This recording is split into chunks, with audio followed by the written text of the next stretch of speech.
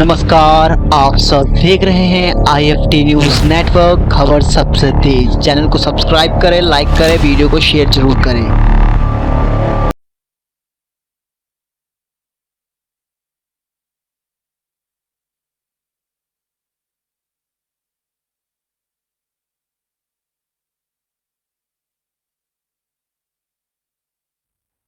प्रिय देशवासियों, नमस्कार।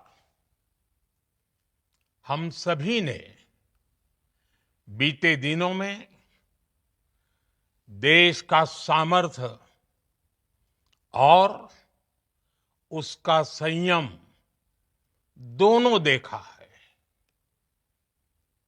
मैं सबसे पहले भारत की पराक्रमी सेनाओं को, सशस्त्र बलों को, हमारी खुफिया एजेंसियों को, हमारे वैज्ञानिकों को, हर भारतवासी की तरफ से सैल्यूट करता हूं। हमारे वीर सैनिकों ने ऑपरेशन सिंदूर के लक्ष्यों की प्राप्ति के लिए असीम शौर्य का प्रदर्शन किया। मैं उनकी वीरता को, उनके साहस को, उनके पराक्रम को आज समर्पित करता हूं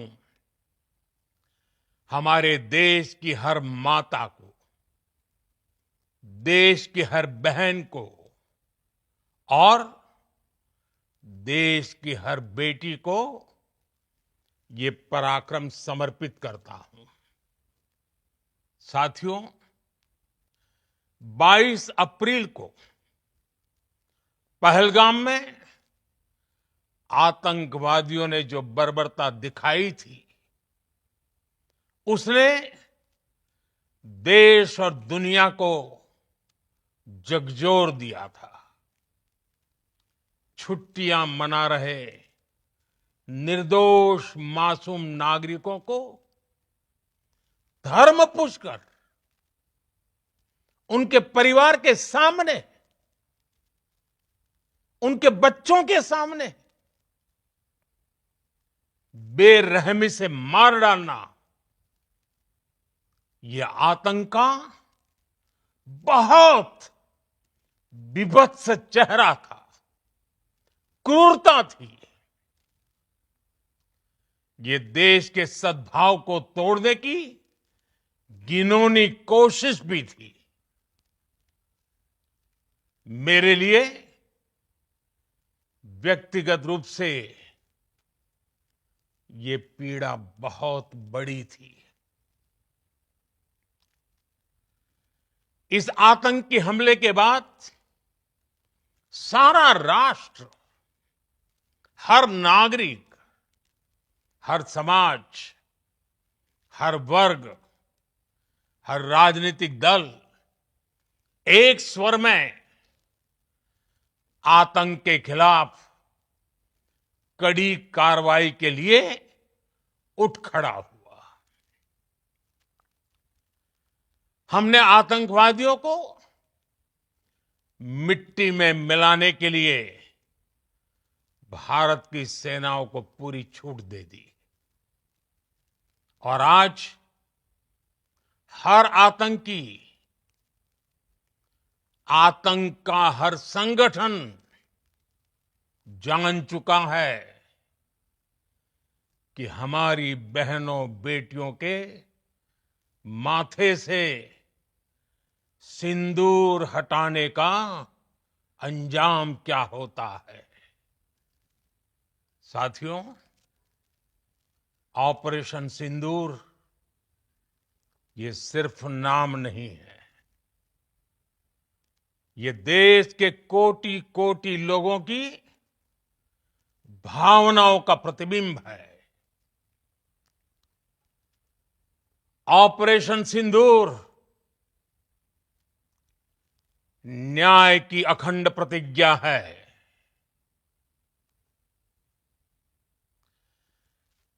6 मई की देर रात, 7 मई की सुबह पूरी दुनिया ने इस प्रतिज्ञा को परिणाम में बदलते देखा है। भारत की सेनाओं ने पाकिस्तान में आतंक के ठिकानों पर, उनके ट्रेनिंग सेंटर्स पर सटीक प्रहार किया। आतंकियों ने सपने में भी नहीं सोचा था कि भारत इतना बड़ा फैसला ले सकता है। लेकिन जब देश एकजुट होता है, नेशन फर्स्ट की भावना से भरा होता है, राष्ट्र सर्वोपरि होता है, तो फौलादी फैसले लिए जाते हैं, परिणाम लाकर दिखाए जाते हैं। जब पाकिस्तान में आतंक के अड्डों पर भारत की मिसाइलों ने हमला बोला, भारत के ड्रोन्स ने हमला बोला, तो आतंकी संगठनों की इमारतें नहीं, बल्कि उनका हौसला भी थर्रा गया। बहावलपुर और मुरिद के जैसे आतंकी ठिकाने एक प्रकार से ग्लोबल टेररिज्म की यूनिवर्सिटीज रही है। दुनिया में कहीं पर भी जो बड़े आतंकी हमले हुए हैं, चाहे 9/11 हो, चाहे लंदन ट्यूब बॉम्बिंग हो, या भारत में दशकों से जो बड़े बड़े आतंकी हमले हुए हैं, उन सब के तार कहीं ना कहीं आतंक के इन्हीं ठिकानों से जुड़ते रहे हैं। आतंकियों ने हमारी बहनों का सिंदूर उजाड़ा था, इसलिए भारत ने आतंक के ये हेडक्वार्टर्स उजाड़ दिए। भारत के इन हमलों में 100 से अधिक खूंखार आतंकवादियों को मौत के घाट उतारा गया है। आतंक के बहुत सारे आका बीते 2.5-3 दशकों से खुलेआम पाकिस्तान में घूम रहे थे, जो भारत के खिलाफ साजिशें करते थे। उन्हें भारत ने एक झटके में खत्म कर दिया। साथियों, भारत की इस कार्रवाई से पाकिस्तान घोर निराशा में गिर गया था, हताशा में बौखला गया था, और इसी बौखलाहट में उसने एक और दुस्साहस किया। आतंक पर भारत की कार्रवाई का साथ देने के बजाय पाकिस्तान ने भारत पर ही हमला करना शुरू कर दिया। पाकिस्तान ने हमारे स्कूलों, कॉलेजों को, गुरुद्वारों को, मंदिरों को, सामान्य नागरिकों के घरों को निशाना बनाया। पाकिस्तान ने हमारे सैन्य ठिकानों को निशाना बनाया। लेकिन इसमें भी पाकिस्तान खुद बेनकाब हो गया। दुनिया ने देखा कि कैसे पाकिस्तान के ड्रोन्स, पाकिस्तान की मिसाइलें भारत के सामने तिनके की तरह बिखर गई। भारत के सशक्त एयर डिफेंस सिस्टम ने उन्हें आसमान में ही नष्ट कर दिया। पाकिस्तान की तैयारी सीमा पर वार की थी, लेकिन भारत ने पाकिस्तान के सीने पर वार कर दिया। भारत के ड्रोन्स, भारत की मिसाइलों ने सटीकता के साथ हमला किया। पाकिस्तानी वायुसेना के उन एयरबेस को नुकसान पहुंचाया, जिस पर पाकिस्तान को बहुत घमंड था। भारत ने पहले 3 दिनों में ही पाकिस्तान को इतना तबाह कर दिया जिसका उसे अंदाजा भी नहीं था। इसलिए भारत की आक्रामक कार्रवाई के बाद पाकिस्तान बचने के रास्ते खोजने लगा। पाकिस्तान दुनिया भर में तनाव कम करने के लिए गुहार लगा रहा था, और बुरी तरह पीटने के बाद इसी मजबूरी में 10 मई की दोपहर को पाकिस्तानी सेना ने हमारे डीजीएमओ को संपर्क किया। तब तक हम आतंकवाद के इंफ्रास्ट्रक्चर को बड़े पैमाने पर तबाह कर चुके थे। आतंकियों को मौत के घाट उतार दिया गया था। पाकिस्तान के सीने में बसाए गए आतंक के अड्डों को हमने खंडहर बना दिया था। इसलिए जब पाकिस्तान की तरफ से गुहार लगाई गई, पाकिस्तान की तरफ से जब ये कहा गया कि उसकी ओर से आगे कोई आतंकी गतिविधि और सैन्य दुस्साहस नहीं दिखाया जाएगा, तो भारत ने भी उस पर विचार किया। और मैं फिर दोहरा रहा हूं,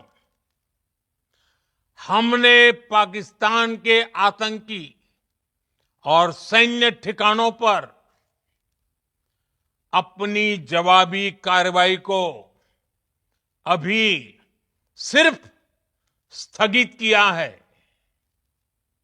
आने वाले दिनों में हम पाकिस्तान के हर कदम को इस कसौटी पर मापेंगे कि वो क्या रवैया अपनाता है।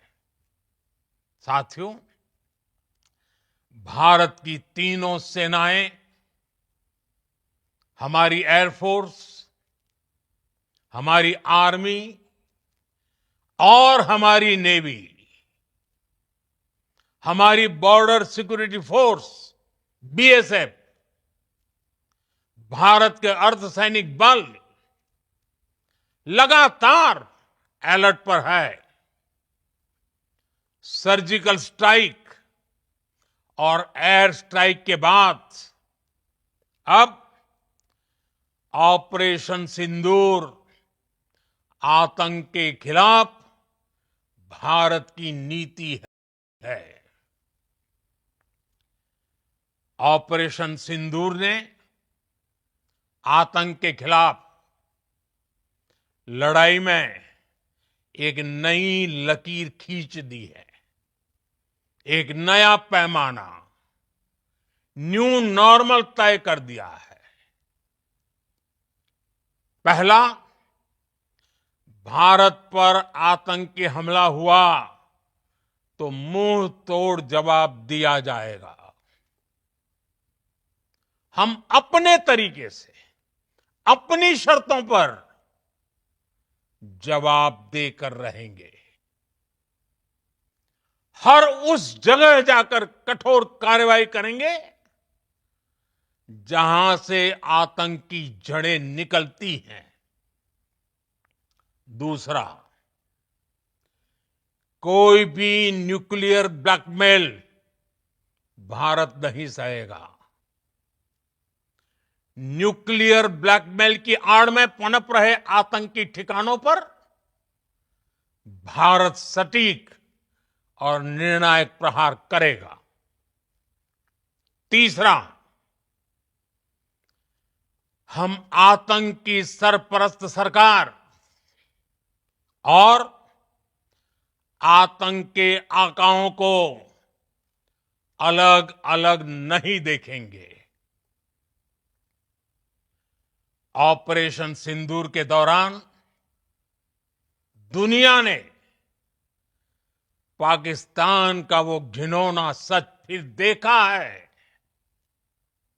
जब मारे गए आतंकियों को विदाई देने पाकिस्तानी सेना के बड़े बड़े अफसर उमड़ पड़े। स्टेट स्पॉन्सर्ड टेररिज्म का ये बहुत बड़ा सबूत है। हम भारत और अपने नागरिकों को किसी भी खतरे से बचाने के लिए लगातार निर्णायक कदम उठाते रहेंगे। साथियों, युद्ध के मैदान पर हमने हर बार पाकिस्तान को धूल चटाई है और इस बार ऑपरेशन सिंदूर ने नया आयाम जोड़ा है। हमने रेगिस्तानों और पहाड़ों में अपनी क्षमता का शानदार प्रदर्शन किया और साथ ही न्यू एज वॉरफेयर में भी अपनी श्रेष्ठता सिद्ध की। इस ऑपरेशन के दौरान हमारे मेड इन इंडिया हथियारों की प्रामाणिकता सिद्ध हुई। आज दुनिया देख रही है 21वीं सदी के वॉरफेयर में made in India defence equipments, इसका समय आ चुका है। साथियों, हर प्रकार के आतंकवाद के खिलाफ हम सभी का एकजुट रहना, हमारी एकता हमारी सबसे बड़ी शक्ति है। निश्चित तौर पर ये युग युद्ध का नहीं है, लेकिन ये युग आतंकवाद का भी नहीं है। टेररिज्म के खिलाफ जीरो टॉलरेंस, ये एक बेहतर दुनिया की गारंटी है। साथियों, पाकिस्तानी फौज, पाकिस्तान की सरकार जिस तरह आतंकवाद को खाद पानी दे रहे हैं, वो एक दिन पाकिस्तान को ही समाप्त कर देगा। पाकिस्तान को अगर बचना है तो उसे अपने टेरर इंफ्रास्ट्रक्चर का सफाया करना ही होगा। इसके अलावा शांति का कोई रास्ता नहीं है। भारत का मत एकदम स्पष्ट है। टेरर और टॉक एक साथ नहीं हो सकते। टेरर और ट्रेड एक साथ नहीं चल सकते और पानी और खून भी एक साथ नहीं बह सकता। मैं आज विश्व समुदाय को भी कहूंगा, हमारी घोषित नीति रही है, अगर पाकिस्तान से बात होगी तो टेररिज्म पर ही होगी। अगर पाकिस्तान से बात होगी तो पाक ऑक्युपाइड कश्मीर पीओके उस पर ही होगी। प्रिय देशवासियों, आज बुद्ध पूर्णिमा है। भगवान बुद्ध ने हमें शांति का रास्ता दिखाया है। शांति का मार्ग भी शक्ति से होकर जाता है। मानवता शांति और समृद्धि की तरफ बढ़े, हर भारतीय शांति से जी सके, विकसित भारत के सपने को पूरा कर सके, इसके लिए भारत का शक्तिशाली होना बहुत जरूरी है और आवश्यकता पड़ने पर इस शक्ति का इस्तेमाल भी जरूरी है। और पिछले कुछ दिनों में भारत ने यही किया है। मैं एक बार फिर भारत की सेना और सशस्त्र बलों को सैल्यूट करता हूं। हम भारतवासी के हौसले, हर भारतवासी का एकजुटता का शपथ, संकल्प, मैं उसे नमन करता हूं। बहुत बहुत धन्यवाद। भारत माता की जय। भारत माता की जय। भारत माता की जय।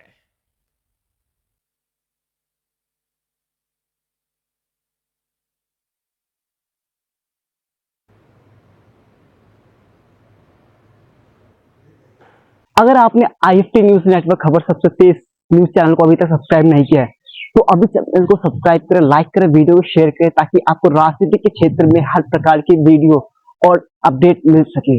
मिलते हैं ऐसे ही वीडियो को लेकर, जब तक दीजिए मुझे इजाजत। थैंक यू, टेक की गुड बाय। जय हिंद, जय भारत, वंदे मातरम।